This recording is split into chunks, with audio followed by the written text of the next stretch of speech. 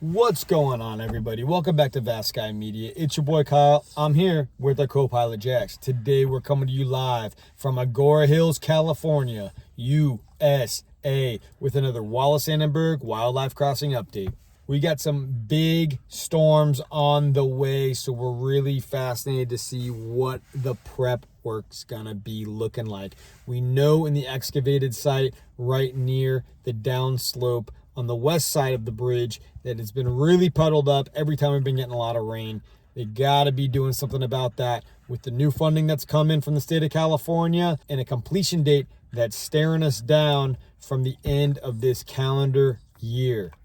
On that note, it is peanut of your time for the co-pilot. Oh, there you go, bud. If you like what we're doing, if you want to support the channel, buy me coffee, link in the description below. Super chat, super thanks. Thumbs up the video, comment on the video for better, for worse.